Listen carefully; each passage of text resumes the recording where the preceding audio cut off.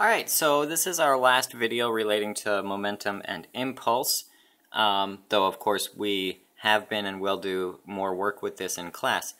So here's the idea, collisions. We've talked about them, we've mentioned them in our other two videos, but what really happens when objects hit each other, right? So there's a couple of different things that can happen, and we're going to talk about those in this video. Alright, so what I've got pictured here is basically like two little steel balls.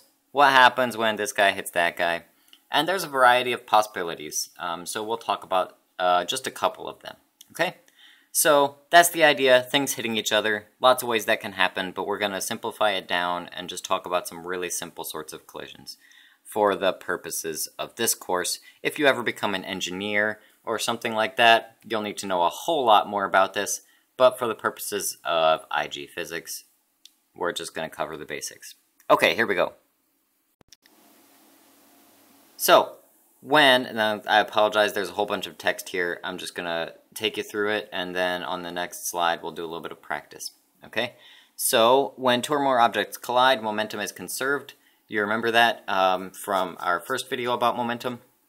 So, either the energy will remain as kinetic energy, or some of it will be converted into some other form, usually like internal heat energy or something like that, some friction inside or friction with the surroundings or whatever. So if all of the energy remains as kinetic energy, then it's called an elastic collision. Elastic. That almost never happens exactly perfectly elastic collisions in real life, but you can get some that are really close.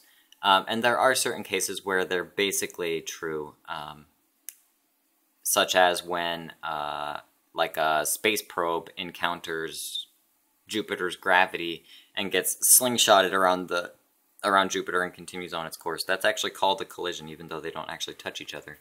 But in any case, that would be elastic. All of the energy is conserved. So, inelastic would be just about anything else that you're familiar with, where two things collide and some of the energy is not kinetic energy anymore. It's converted into some other form.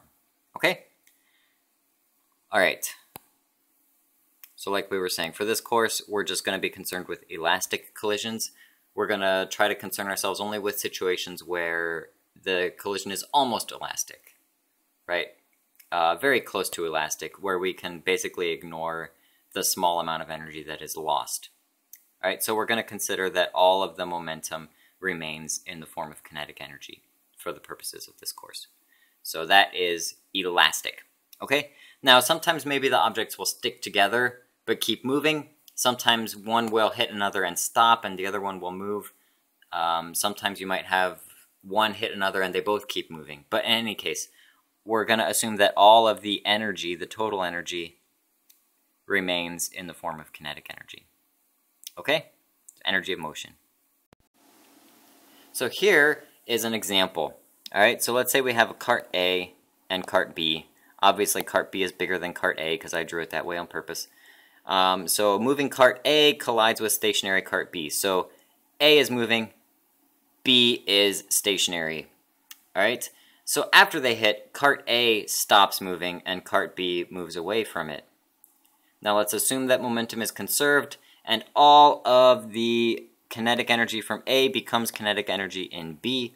Then how do we figure that out? How do we figure the velocity of B? What is the velocity of cart B after the collision?